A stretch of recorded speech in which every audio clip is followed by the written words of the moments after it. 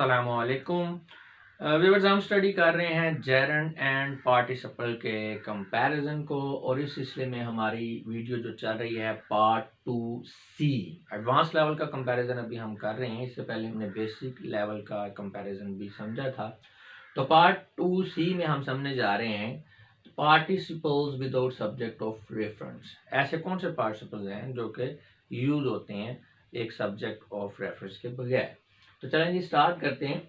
According to rules, a participle must always have a proper subject of reference. हाँ, ये तो हमें पता है कि जो आपका पार्टिसिपल है उसका कोई ना कोई सब्जेक्ट ऑफ रेफरेंस लाजमी होगा, क्योंकि वो एडजेक्टिव है, एडजेक्टिव का रोल प्ले कर रहा है। तो एडजेक्टिव किसी न किसी जो है सब्जेक्ट को यानी नाउन या प्रोनाउन को ही जो है वो क्वालिफाई कर सकता है। However, it must always be kept in mind that there is one exception to this rule. हाँ जी, इस रूल में एक एक्सेप्शन भी है। नॉर्मली तो ऐसे ही होता है, लेकिन एक्सेप्शन है। एक्सेप्शन क्या है? There are also present some unrelated participles. कुछ ऐसे unrelated participles भी मौजूद हैं, यानी कि unrelated participles से मुराद ये है कि participle without the presence of subject of reference, यानी जिनके साथ subject of reference यूज नहीं होता। और वो कौन सी situations में होते हैं, यही हम अभी डिस्कस करने जा रहे हैं।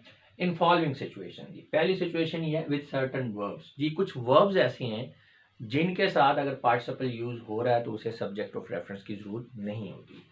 With certain verbs, when the subject of reference is felt to be the indefinite pronoun one, यानी ज़रूरत इसलिए नहीं होती कि वो इम्प्लाइड होता है, यानी जनरल सेंस में बात हो रही है तो जो आपका सब्जेक्ट ऑफ रेफरेंस है उसे आप महसूस कर सकते हैं कि किसी ने तो बात की है ना, आपको स्पेसिफिक नहीं है, जनरली किसी ने बात की है। आपका प्रोनाउन इनडेफिनेट है, नाउन सब्जेक्ट इनडेफिनेट है, यानी कि जैसे हम कहते हैं कि किसी ने कोई बात की, इफ़ वन सेज, ठीक है, तो वन के तौर पे ये आ रहा होगा। अभी एग्जांपल देखेंगे तो क्लियर होगा। रफली speaking the ceremony will start in 2 hours। अब रफली स्पीकिंग ये आपका पार्टिसिपल है, इसका कोई प्रॉपर सब्जेक्ट ऑफ रेफरेंस दिखने में नजर नहीं आ रहा, लेकिन इम्प्लाइड है, फील हो रहा है, बेसिकली जनरली बात की जा रही है। तो इसका जो सब्जेक्ट ऑफ रेफरेंस है वो वन है, जिसे कि हमने लिखा नहीं है, वो स्ट्रक्चर के लिहाज से वो बनता नहीं है यहाँ पे लिखना। यानी अगर हम इसको इस तरह से लिखें, इफ वन स्पीक्स रफली the ceremony will start in 2 hours, तो ये बेसिकली इन दोनों सेंटेंसेस का मीनिंग एक ही है। तो आप यही समझ लें कि ये सेंटेंस है, ये वाला सेंस है, उसको हमने इस तरह से लिख लिया, ठीक है। तो वन जो है आपका ये इम्प्लाइड यानी इनडेफिनेट प्रोनाउन है, जनरल सेंस में बात हो रही है, इसलिए हमने यहाँ सेंटेंस के अंदर इसको नहीं लिखा। नेक्स्ट है जी इन सम स्टीरियोटाइप फ्रेजेस। कुछ आपके फ्रेजेस हैं स्टीरियोटाइप, उनके साथ भी हम जो हमें जो है ज़रूरत नहीं होती सब्जेक्ट ऑफ रेफरेंस की पार्टिसिपल के साथ। जैसा कि strictly speaking the Burj Khalifa is not situated in Paris. अब ये स्ट्रिक्टली स्पीकिंग जो है यहाँ पे ये आपका पार्टिसिपल है और इसका कोई प्रॉपर सब्जेक्ट ऑफ रेफरेंस नहीं है, तो ये भी जनरली बात हुई है, तो यहाँ पे भी वो वन वाला जो रूल ऊपर पड़ा है वो एप्लीकेबल होगा।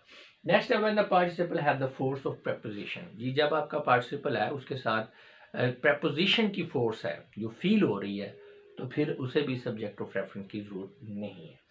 जैसे regarding every problem in the office the manager was perfectly justified in taking those steps.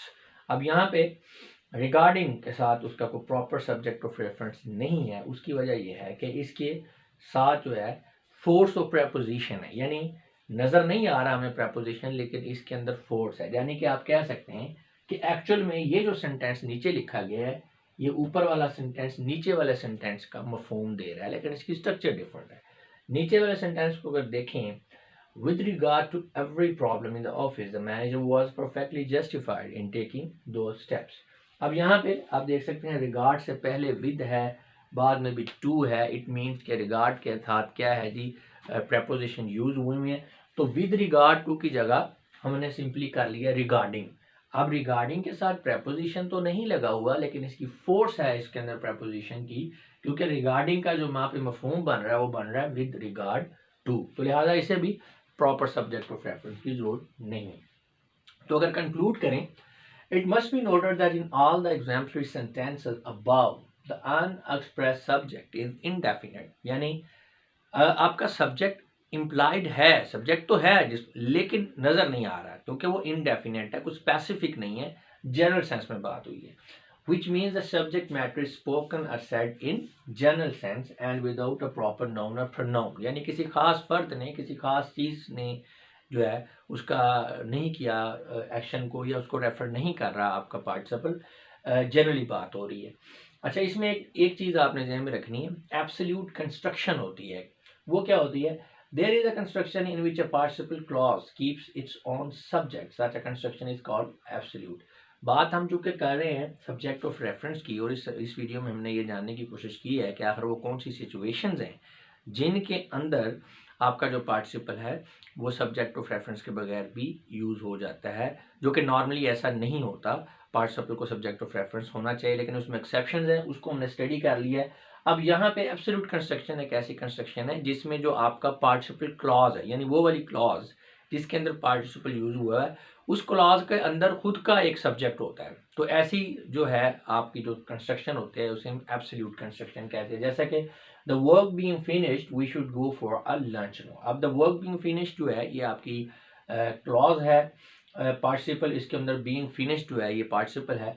अब यहाँ बीइंग फिनिश्ड इसके अंदर खुद का जो है ये इसका जो है सब्जेक्ट है, यानी यहाँ पे ये वर्क जो है, वर्क बीइंग फिनिश जो है, काम जो है वो ख़त्म हुआ है, तो ये वर्क इसका अपना जो सब्जेक्ट मौजूद है, इसलिए जो कंस्ट्रक्शन है आपकी, ये आपकी कंस्ट्रक्शन एब्सोल्यूट कंस्ट्रक्शन कहलाएगी। इसी तरह नेक्स्ट सेंटेंस में, the business is experience its worst season at this moment, some markets having shown zero sale for few weeks.